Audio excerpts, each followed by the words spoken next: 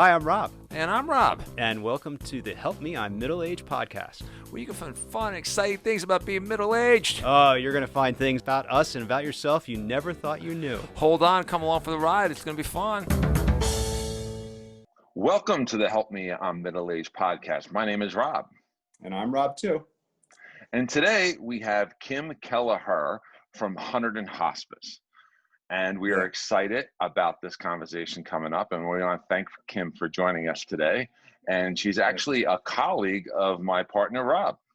Yes. Actually, I am a volunteer of the Hunterdon Hospice, and Kim is the volunteer coordinator there.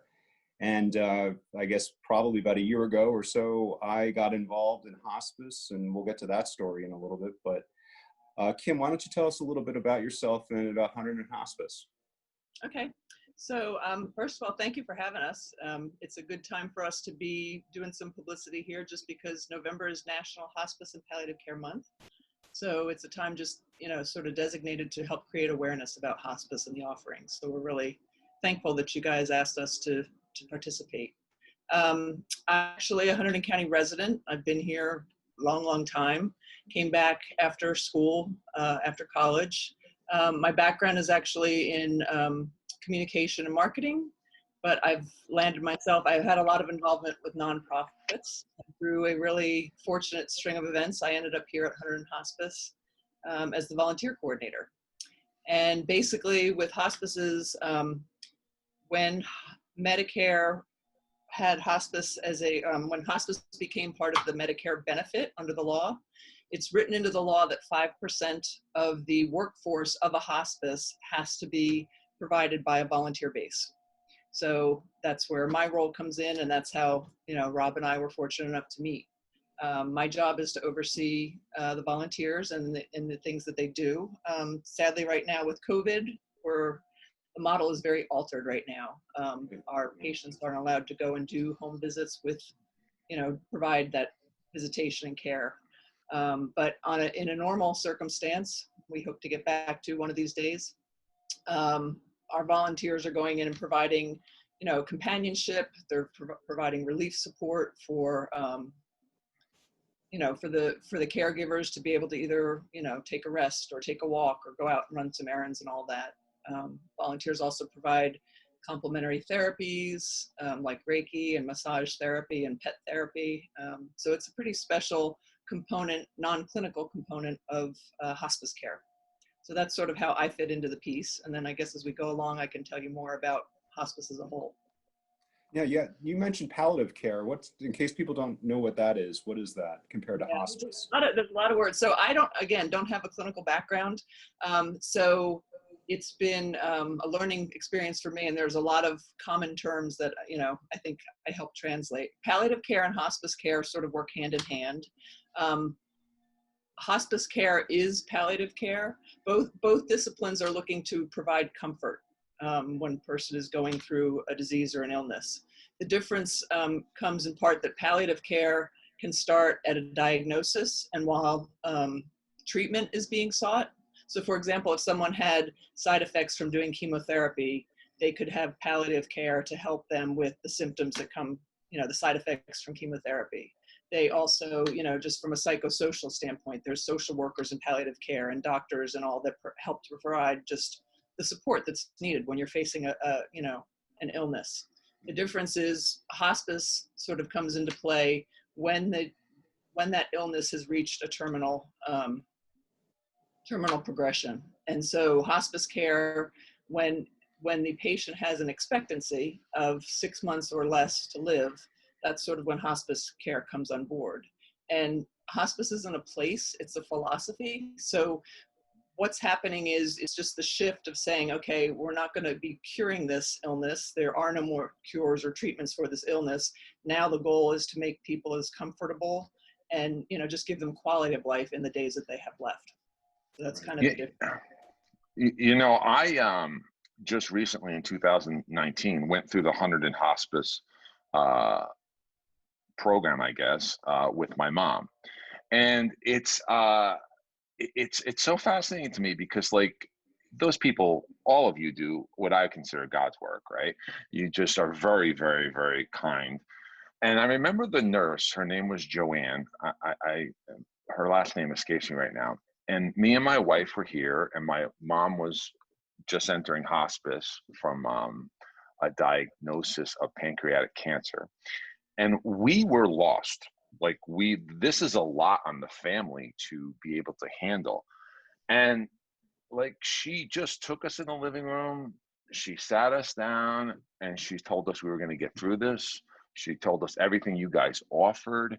And, you know, for example, like when a patient becomes incontinent and it's your parent, that's a really tough thing to go through. And she's just like, well, you're just going to do it. You know, you're just going to do it. And here's how you're going to do it. And here's the supplies you're going to buy. And here's what you're going to do. And I mean, we could not have survived without 100 in hospice at all. And it was it was very, very sad, as you can imagine, losing a parent. But the level of care that we provided for her, I honestly feel was the best that we have right now. And it couldn't have been done without 100 in hospice. No, I appreciate you saying that. I mean, it's a really difficult time. I mean, there's no way around the fact that it's a crisis situation. I mean, it's one of the biggest stressors in life. Our medical director, Margaret Doyle, often says, you know, we do the training with the volunteers and all, it's just, we practice for everything in life. We practice for graduations, we practice for weddings, we practice, you know, studying for tests. Our culture doesn't practice how to die. And so it can be very, very overwhelming when you're in that place of just, how do I do it? So 100 in hospice comes in and, you know, we don't take over, but we're very much, it's an interdisciplinary team, we call it. And so there are all these different professionals and non-professionals like myself, like Rob, who just kind of help surround the family and provide, you know, a customized plan of care. Every situation is unique. So it's not just a basic recipe of here's what's going to happen. Every person's passage through dying is different. So there's different symptoms to manage. There's different psychosocial aspects to it. And so that's what's really kind of the beauty of it, is just people coming in and just being there to be the support when you need it. Yeah, absolutely. It was actually, it was Rob's mom who kind of sparked the interest in me becoming a volunteer, because after Rob was telling me about what was happening and just sort of the level of care and just the interaction, I was looking for something to donate my time with, and that just seemed like a fantastic opportunity.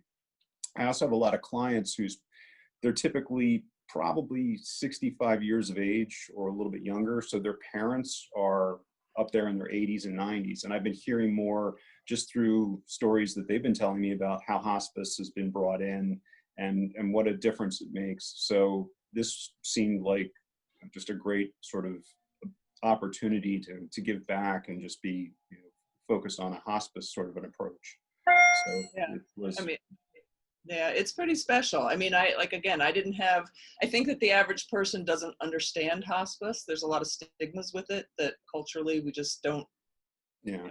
Part of what I'm working on now is just how do we get the message out there, and how do we help to educate people so that it isn't such a stigma. But What are some of the stigmas or myths that people bring to the table about hospice? That would be good to know. I think that there's a lot just about hospice is about giving up. I think that's one of the first things you hear, like, oh, okay, you're going on hospice because you give up. And it's not about that at all. I mean, I think what's sad about that is that people wait too long to come on. And there's nothing worse for us than a family that comes to us when their loved one is, you know, hours, days, weeks out from death. And we can't, you know, it's just this really stressful scramble to provide support and education so they know what they're experiencing. So it's really, you know, it's something that can provide support much earlier in the game, just to have it be less stressful of an experience for you. So it's not giving up. It's just, it's a shift in your focus and your perspective. You know, it's basically saying, like, I don't want to go to the hospital anymore. I don't want to be poked with needles. I don't want to take chemo. I don't want to do all these things that are not in the natural day-to-day schedule. And I just want to be home. I want to be with my family. I want to be with my loved ones. I want quality time. You know, we do first and foremost, we're doing the best we can to relieve pain. And that's, Right. anybody who has pain, you can't focus on other things when you're suffering in pain. So, that's a key thing for us, is to just be able to make someone comfortable and give them quality. And if any of the family members are out there listening, you shouldn't feel guilty about trying to get some time for yourself, because like you're on duty basically 24 hours a day when you're the caregiver in a house with the loved one.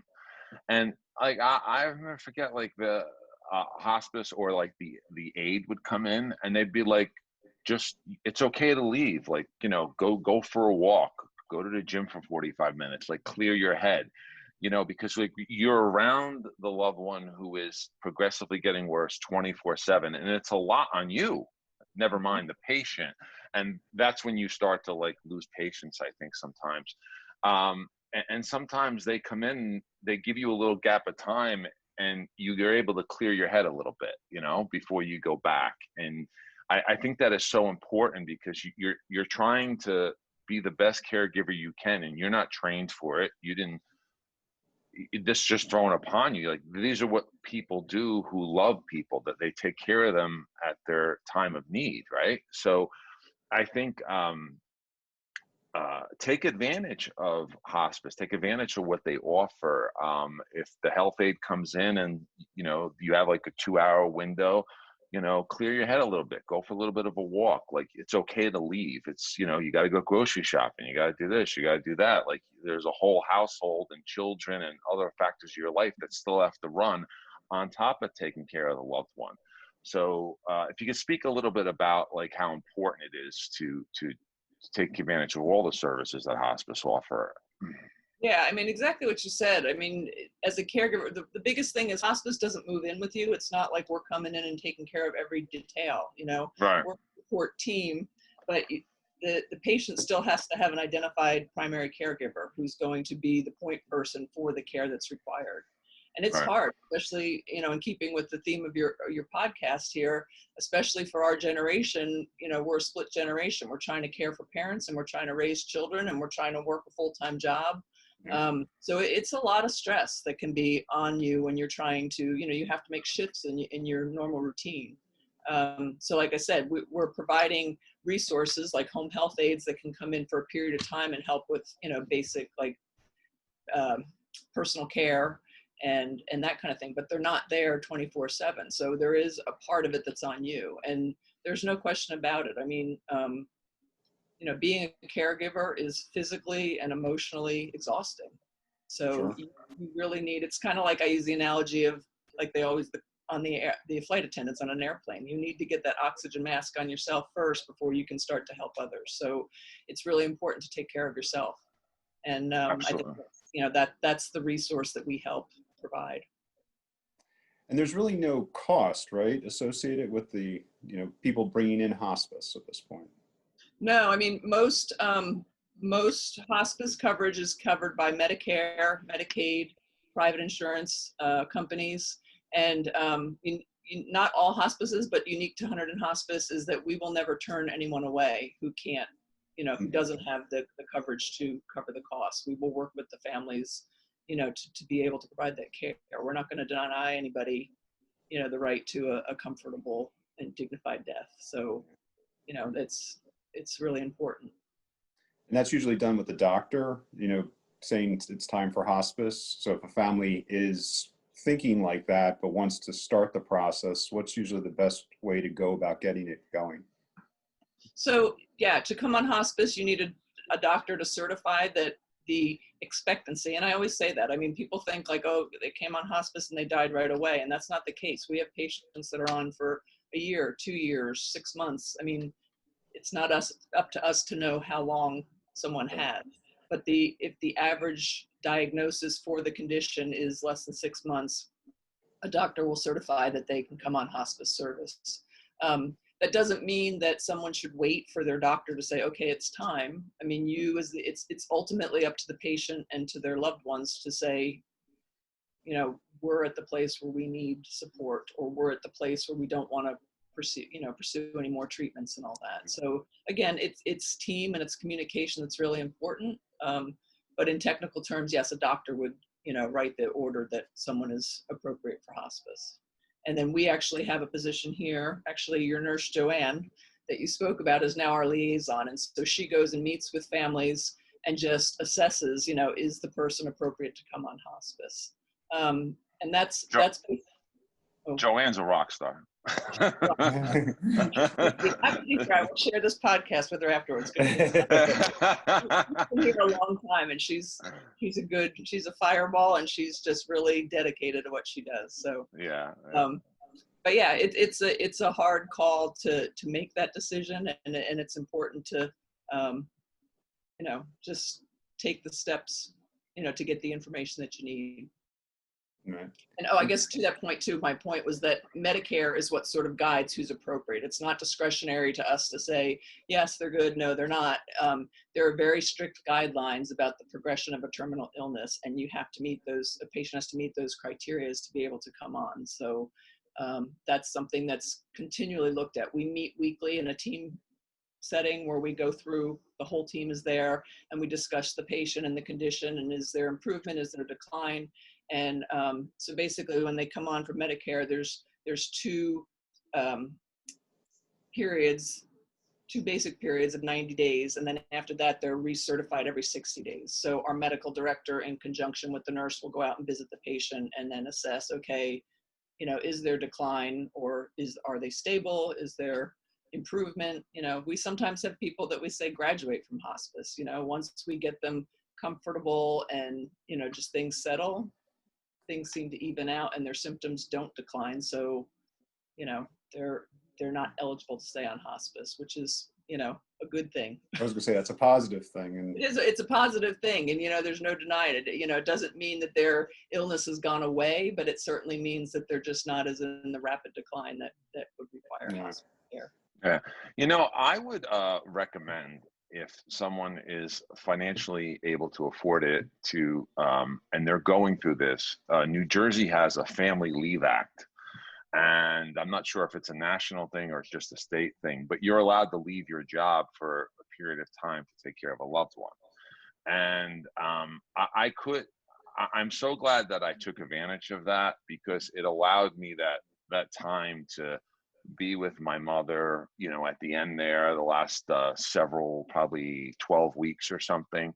And, it's a financial hit. So if those who can't afford it, I totally understand that. But if you are, there was a sense, it was a sense of we just spent a lot of good time together. And, it wasn't all sad either. Like, we'd laugh about old stories, like we'd joke around, like you would cry and laugh in the same hour.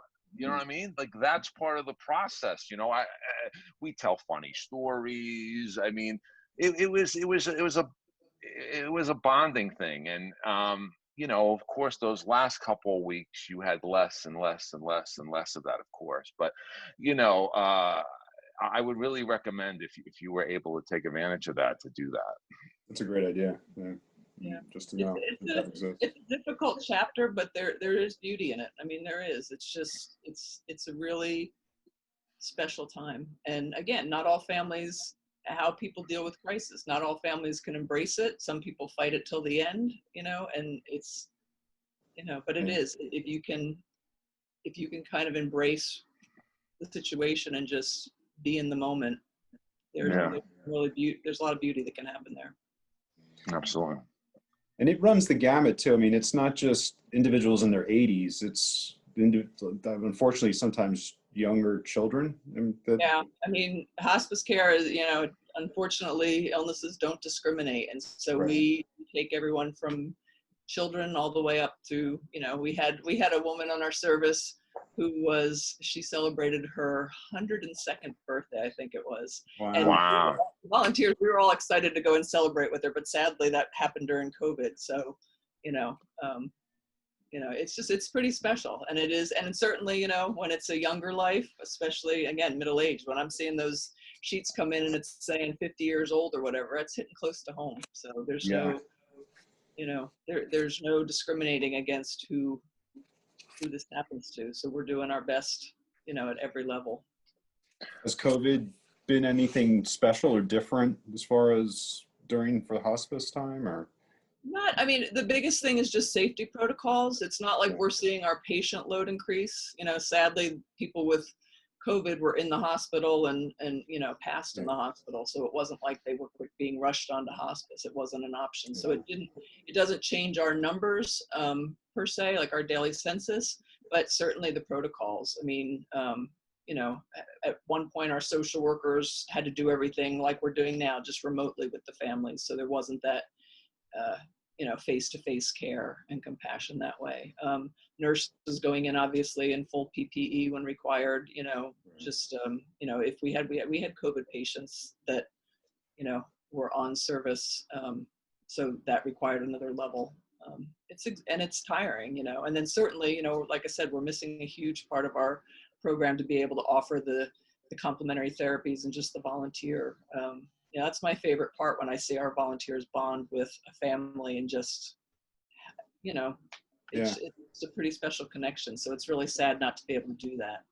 I know I was getting pretty close to one of the ones in one of the nursing homes. Every week we were getting together, watching TV together, having a good time. And she was coming out of her shell a little bit more, which was great. And then COVID happened. Yeah. It's kind of like, well, that's on hold for now. So it's, I'm on deck. I'm ready to go. Put me in, coach, whenever that time is ready. So. I got you all on speed dial. But I think COVID's definitely having a negative effect on the patient, because trying to keep them healthy and trying to keep everyone around them healthy. But the amount, when I think of what happened to my mom, the amount of cousins and people who came by for the last visit and traveled distances, like no one's doing that anymore. So I mean that there's definitely, that would definitely have an emotional effect. You can't see that niece or that great grandchild for the last time. Like that's got to be an emotional effect on the patient. Sure. Yeah, I mean, thankfully we have the technology that gives us some kind of connection, but it's not the same. Right.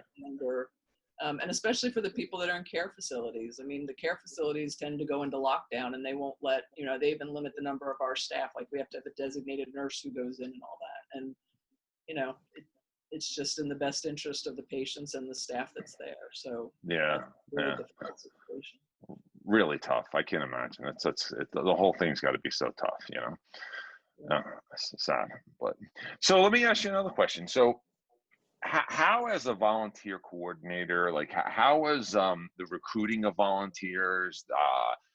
It's a special person to want to volunteer in the hospice. So what would be your pitch to have more people, once the world gets back to normal, come in the hospice? And just not 100 in hospice. I mean, we're on YouTube, Spotify, and all the channels. So it's a national platform.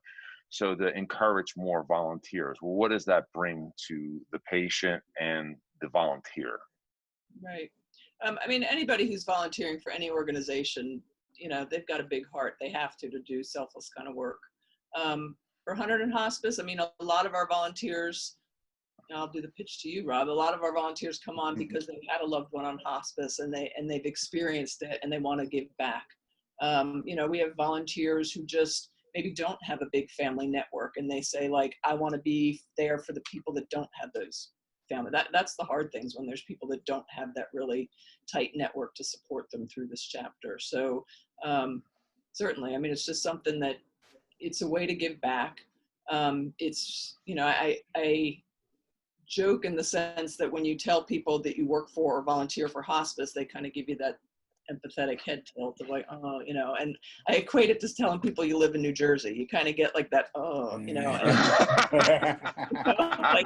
those of us that live in our little farm country here, we know the secret. There's beauty in it. So I think that's hospice too. I mean, it's hard work sometimes, and we have days when our staff are crying because it's hard work, and then there's days that are just you have that connection with the patient, and it puts just something in your heart, and you carry it with you forever. It changes you. So it takes a selfless kind of person to be able to do it, but it's the rewards are just so amazing. And it's really good in the sense that for me, being surrounded by death all day, it does help change your perspective about your own life. I'm worrying about oh, I didn't get to mow the lawn, or I didn't get to do, the grocery shopping. Right? It's like, get over yourself. It helps you not to dwell on things that may, chip away at you during your normal day, because it gives you perspective about what's really important in life. That is so important. I think it's it's an honor. I mean, I think you had me on, the first time I did this was on the vigil watch for an individual in the hospital. And that was just 2 hours of my time going into an individual I've never met before, but just being there because there was nobody else stopping by. And it was sort of predetermined that it was his last few hours, if not days. And there's just like a sense of that person is kind of inviting me in to be part of their life for a short period of time. That's really, again, an honor more than anything else. So I think it's fantastic. Yeah, we speak a lot to the privilege of it. I mean, and what, the visual work especially, that's something that, when people are, in the active decline of the disease, either they don't have someone, especially in this day and age, if someone can't travel to be here, or even if the family is there and, they just need a break and they just want someone. It tends to happen more in facilities. When we would go in there, if the loved one wants to just go home and sleep a little bit, but they just, they don't want to leave because they don't want their loved one to die alone. So that's, they will request a vigil. And then that was probably one of the things that amazed me the most when I started here, because I started, in late January, and it was cold and it was dark, and we got a vigil request, and I put out the request to the volunteers, and in 2-hour increments through the night, people said, I'll take midnight to 2, I'll take 2 to 4, I'll take, and that's, again, driving it cold, it's dark, it's someone that doesn't even know, and they just rise to the challenge, and it's a beautiful thing. It's so nice to hear these stories, because if you put on the TV or the news, it's like, it's just nice to know that there's people who are selfless, who will come out in the middle of the night to someone they've never met, who is in their last couple days or hours, and just sit with them. I mean, that is just so awesome that we live in a place, in a country, in a world where there's volunteers who will do stuff like that, and they don't get the sexy headlines on television or wherever, but they're there and they're doing the work, and it's so nice. Yeah, it is pretty special. I mean, we're grateful, and Hundred in Hospice, I mean, in terms of recruiting volunteers and all that, we're in our 41st year, I guess, 79. So I'm doing the math, 41st, 42nd year, and just we've always had the hospice 100 in Hospice started as a volunteer initiative. So that's kind of carried it through. And we have, we have over 100 volunteers who help, and it's at different capacities. Some people love to do patient care. Some people prefer not to. They come and do administrative work here in the office for us. Some people help do medication and supply deliveries. So, I always look at it that volunteering is a gift. You're giving your time, so we don't dictate how much or how you have to do it. It's you finding the way that it fits in and makes it meaningful for you. So it's certainly something that we've always felt fortunate that we have a really solid. I think that's a testament to Hunterdon County and just how much people care, and it's nice. And literally, I have volunteers that are young and in their 30s, all the way up to, I have some that are in their late 80s that are still volunteering for us in a way. So we're really fortunate to have that kind of base of people. It makes my job easy for sure. Go ahead, Rob. I said I'd also like to comment as someone who went through the program as a family member. This organization is so dedicated to the entire process that, like, months after my mom passed away, they would call me from time to time and just ask me how I was doing. Did I need to talk to someone? Was I okay? Did I want to sit down and just listen to any services that they could provide? Was I coping well with it? And, like, I'm a guy, blah, blah. I'm like, oh, yeah, I'm doing okay. Well, I really probably wasn't doing 100% okay, But they were still reaching out to make sure that the family was okay. I mean, take advantage of these offers. Some of us need someone to talk to after a loved one has passed away. Someone, you've gone through a traumatic situation taking care of a loved one. You know, you've done things to help that loved one you probably never thought you could do or was able to do, but yet you did it because you love them and you care for them. And I was really impressed with the level of service that they were willing to extend to the family, even after my mother passed away. Right. I mean, that's a whole comprehensive part of hospice service, is that we do follow the family in bereavement for 13 months after the death of their loved one. Yeah. It is through a series of phone calls, it's mailings. We do an annual memorial service every November. That's pretty special. We have support groups, and you know, everybody grieves differently. So some families take full advantage of it. Other families, you know, we make the call and they say, we're good, you know, like we filled the role for what they needed and they're good and they're on their way, and they request not. So it's not something that we're looking to impose upon people. It's just a resource that's there if it helps them, because, you know, no two people are grieving the same. So, but we're pretty proud of it. I mean, it's a good program. It's, you know, very supportive. Our volunteers help out a lot with that. We actually just recently, you know, expanded our call team of volunteers, because it is something that they can do from home right now to help us, is to be following up those families, and just being a voice on the other end, you know. And then if there are more clinical needs or support, then obviously our social workers are overseeing that. But it is a nice, you know, that I think that's part of the beauty of the volunteer in hospice too, is that you're so inundated with doctors and nurses and aides and all this kind of stuff that it's kind of nice to have people that are just coming in with, you know, the common man's purpose. So yeah, it's a good program. Well, it was duly appreciated. I thought it was very, very thoughtful, and I think it's a great program. And I think there's, like you said, there's some people will take advantage of it. Some people will be like, okay, like, you know, maybe not, but it's just nice to even know that it's available. I mean, that's great, because I think as we all get, this whole thing is evolving as a species here, we're starting to realize that, you know, getting these feelings out, talking, really helps a lot, you know. And I was really appreciative of the thought. Yeah. Are more people taking advantage of hospice now? I mean, do you see any trends that are happening over the years, or is it consistent? I don't think so. I mean, for us, you know, our census is kind of, it goes in a certain, we're probably about the upper 30s to mid 50s in terms of how many patients we have on at a time. You know, hospice agencies can be structured very differently, so the patient load is very, varies greatly. But, you know, for us, we've been pretty tried and true at that. You know, certainly we'd love to be able to expand the offering, and I think a lot of that is between the communication and the marketing and the awareness. The landscape's changed a lot. When we were founded in 1979, we were pretty much the only game in town, and now there's a lot more hospices out there. There's a lot more options for families to pursue. You know, the hospice philosophy and tenets are the same, and requirements are the same, but the structure of what the organizations provide can vary. There's nonprofit hospice and there's for-profit hospice, and Right. so just in how they're structured can be different.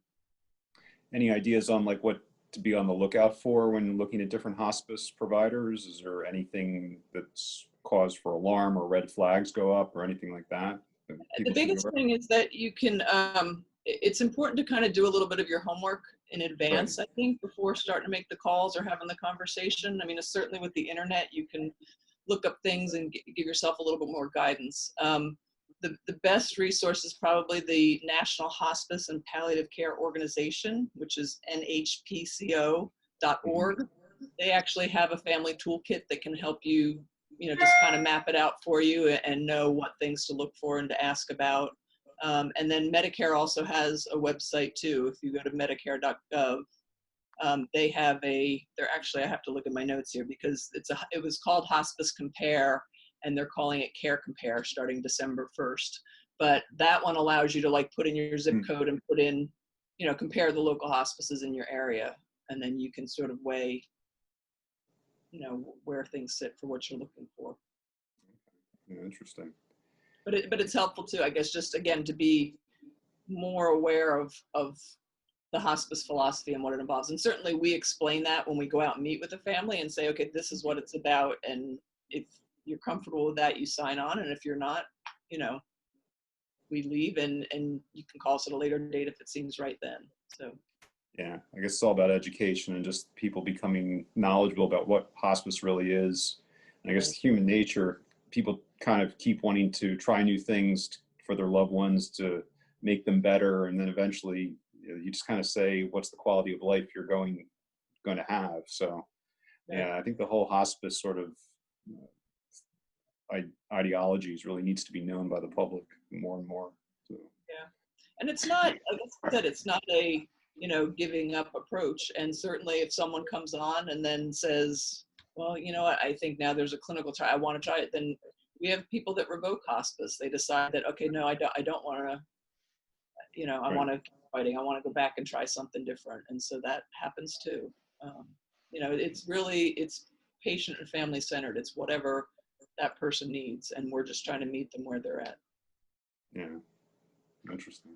There's got to be nothing better than, you know, could you imagine a clinical trial and you're on hospice and you're accepted to the clinical trial and you come off hospice? I mean, that's got to be, it's got to be awesome.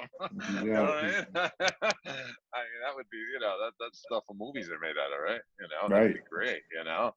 Oh my God, that'd be, you know, for the patient, you know?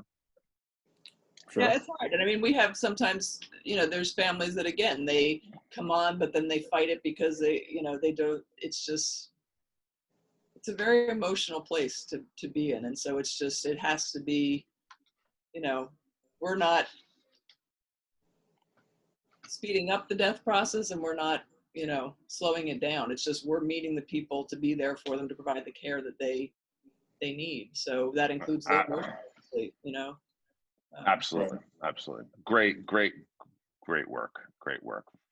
I'll be eternally thankful to hospice, you know. Absolutely. Oh, Rob. So, I mean, I have a quick question. So for the month of November is hospice month. Is there anything unique going on because of that? It's not, you know, we don't have anything specific here right now. Like, I actually have an article that I'm about to release just about an experience we had with a patient. We just started a legacy program, again, volunteer-based. We had training. We actually have a volunteer who's a certified life review and legacy person. So he, you know, worked with me and we developed sort of a curriculum to be able to offer legacy work and life review work. We got every, you know, we put all the things in place and we got everything set and we got the flyer and then COVID hit. So, you know, we're at the ready to start on that, but we actually did have a patient recently who wanted to do legacy work. And so I went with the social worker and did the legacy work in place and to volunteer. For those of us not in the know, what does legacy work mean? What does that term mean? I'm lost.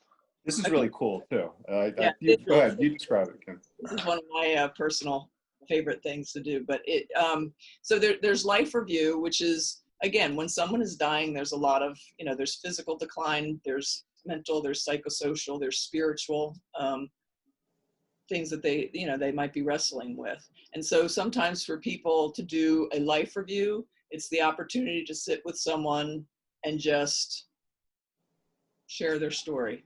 Could be getting it off their chest. Maybe they have something that they want to, you know, just kind of talk about and process with someone. And it's for the benefit solely of them to just find peace, you know, and make it easier for them to pass.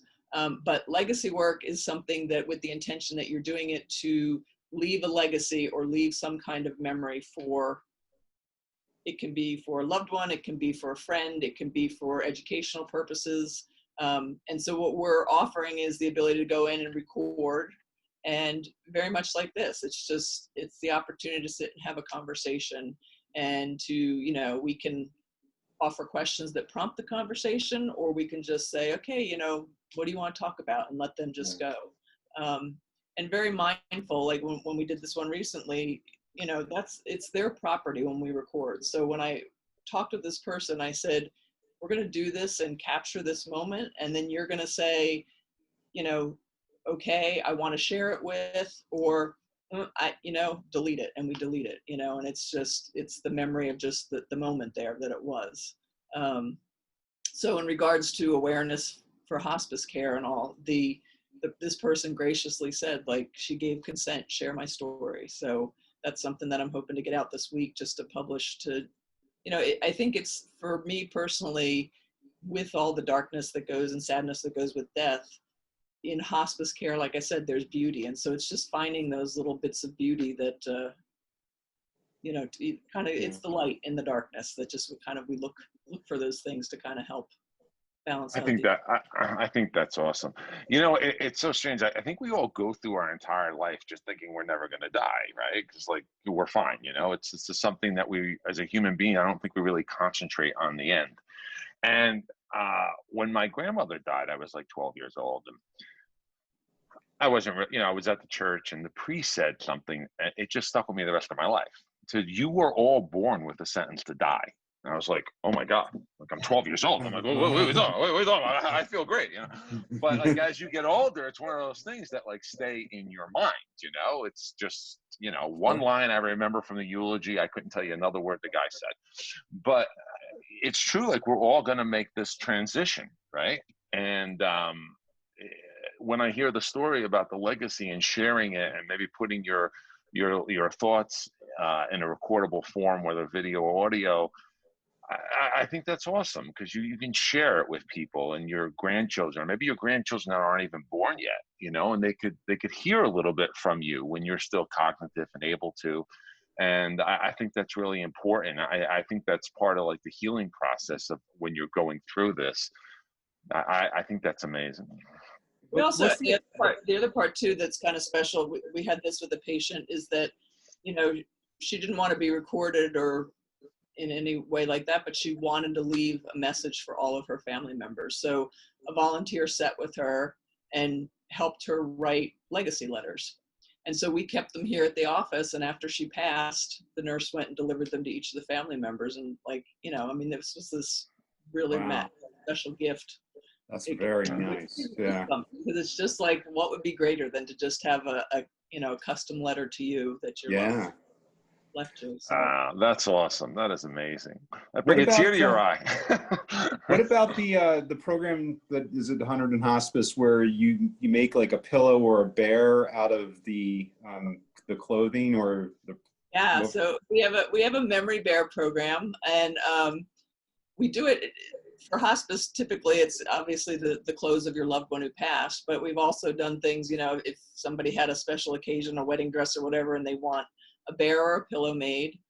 This was an initiative started. It's all done by the volunteers.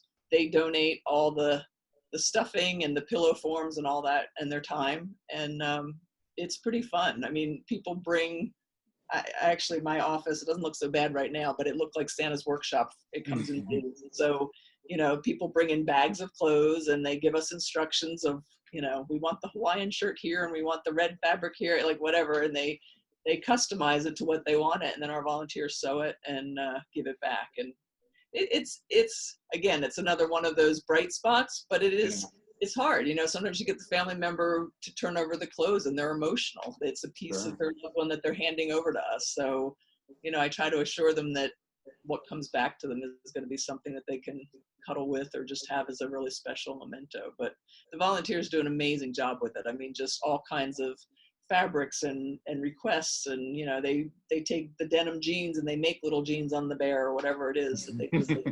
Each one has its own character, and they're pretty proud of it. So I applaud them for the work that they do on that. Yeah, my wife thought that was awesome when I shared that. It's not just for hospice patients. I mean, that's a community program that we do.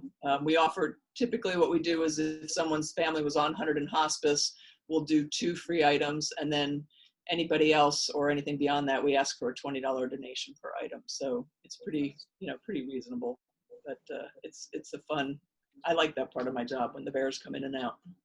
Yeah. I mean, it's such a great organization on all the different aspects that go on. So I'm, like I said, I'm ready.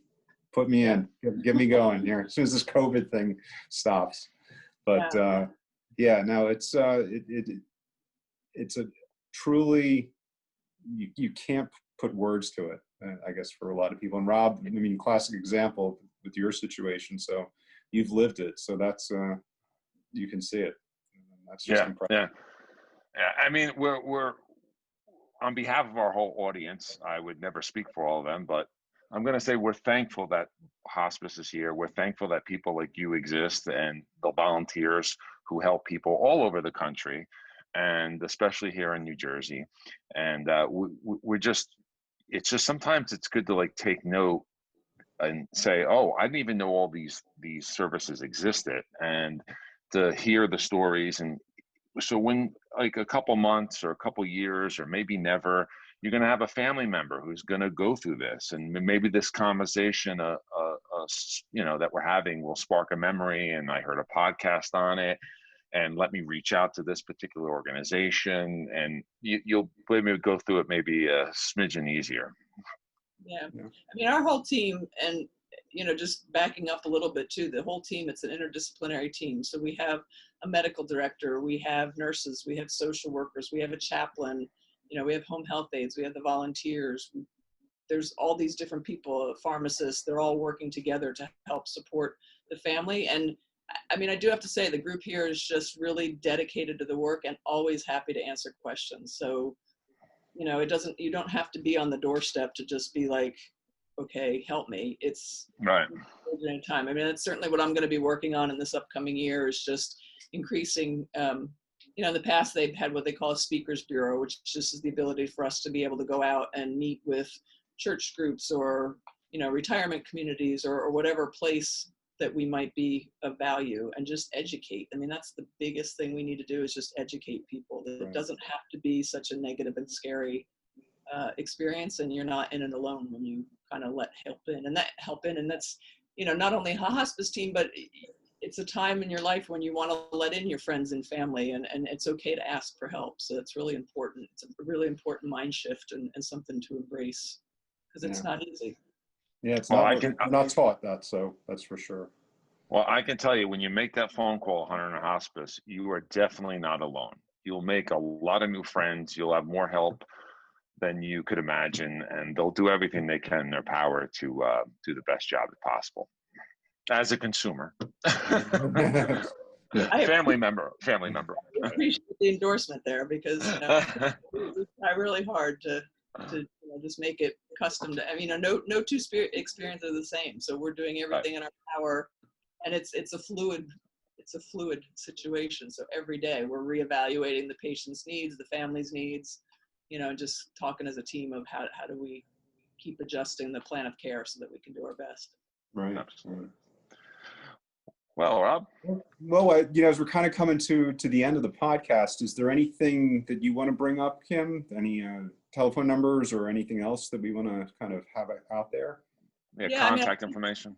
Yeah, absolutely. I mean, feel free to call us it's 908-788-6600. And yeah, we're happy to have anyone, you know, just whatever your questions are, ask them, and we'll make sure we get you to the right resource to help with that. And if you don't live in the greater New Jersey area, right? How could you, like, if you were in another state, like, how would you start the process? Where would the first Google be? Would you recommend a particular website or anything like that, like on a national basis? Yeah, I mean, I think the Medicare website, medicare.gov, is a really good place to start, because again, it gives you can just put in your zip code and get the information for your area. Okay. It's certainly probably the best way to start to kind of look at the options.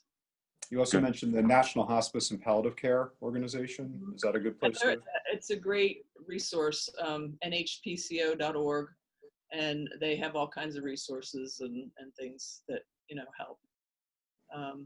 You know, and like I said, we're going to be doing our best to just keep getting the education out there so that we can, you know, continue to help people when they need it. So. Awesome. Well, thank you so much for coming on. You. Well, this is the Help Me on Middle Age podcast, and we'd like to thank you for joining us today. And if you could just remember to scroll down, hit the like button, the share button, and subscribe. We could really bring amazing guests like this on and have intelligent and great we try and have intelligent conversation. We could really just try and expand the audience and share a lot of good content. Once again, my name is Rob. And I'm Rob too. Thanks for joining us. Till next time, guys. Bye-bye.